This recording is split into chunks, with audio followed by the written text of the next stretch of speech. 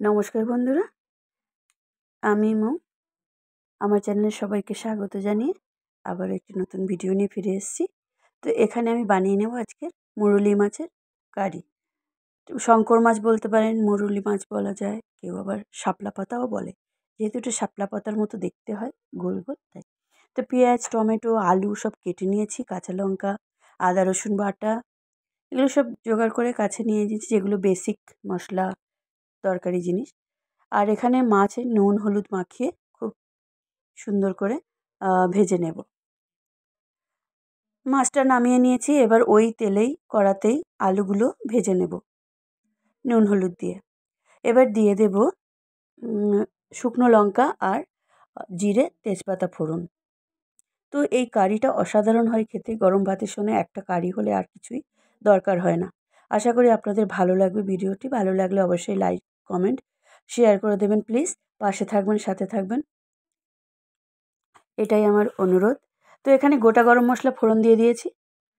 এইবারে মশলাটা একটু ভাজা হয়ে গেলেই দিয়ে দেব কিছুটা পেঁয়াজ কুচানো। তো তেল আমি যেরকম পরিমাণ দিই ঘরোয়াভাবে, আপনারা একটু কম বেশি করে দিতে পারেন। তো পেঁয়াজটা হালকা ভাজা ভাজা হয়ে গেলে আমি দিয়ে দেব আদা রসুন বাটা। তো আমি এখানে 2 চামচ মতো আদা রসুন বাটা দিয়ে দিয়েছি। এবার দিয়ে সুন্দরভাবে কষিয়ে নেব।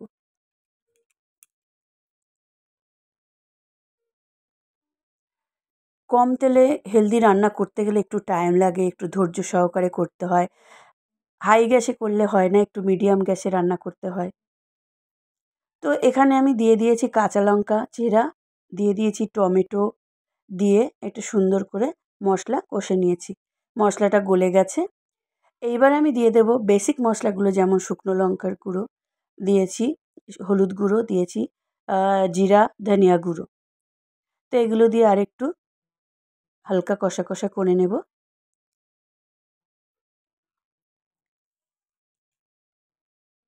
একটু সামান্য জল দিয়ে মশলাটা সুন্দর করে কাই করে নিয়েছিলাম, একদম গলে গেছিলো। এইবারে দিয়ে দিয়েছি ভাজা আলুটা। ভাজা আলুটা দিয়ে সুন্দর কষিয়ে নেব 1 মিনিট মতো। আর পাশে গরম জল করে রেখেছি। এইবারে আস্তে আস্তে অল্প অল্প করে দিয়ে যতটা গ্রেভির দরকার ততটা আমি জল দিয়ে দেব। তো আপনাদের গ্রেভি পরিমাণ অনুযায়ী আপনারা জল দিয়ে দেবেন। তো এটা আমি যেহেতু ঝোল ঝোল করব, তো সেই রকম পরিমাণ অনুযায়ী যাতে মাছও সেদ্ধ হয়ে যায়, আলু সেদ্ধ হয়ে যায়, আর গ্রেভিও মোটামুটি থাকে, সেইভাবে গরম ভাতে খাওয়ার জন্য আমি করে নেব। দিয়ে জল দিয়ে ঢাকা দিয়ে দিয়েছিলাম। তো দেখুন ফুটে এসেছে আর সুন্দর গন্ধও ছাড়ছে। এইবার আমি দিয়ে দেব মাছ ভাজাটা। মাছ ভাজাটা দিয়ে সুন্দর করে ফুটিয়ে নেব।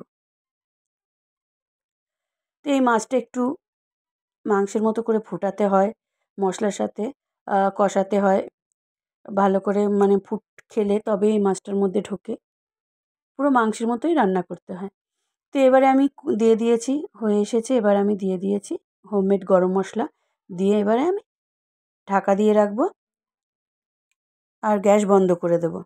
তো রেডি হয়ে গেল আমার মুরুলি মাছের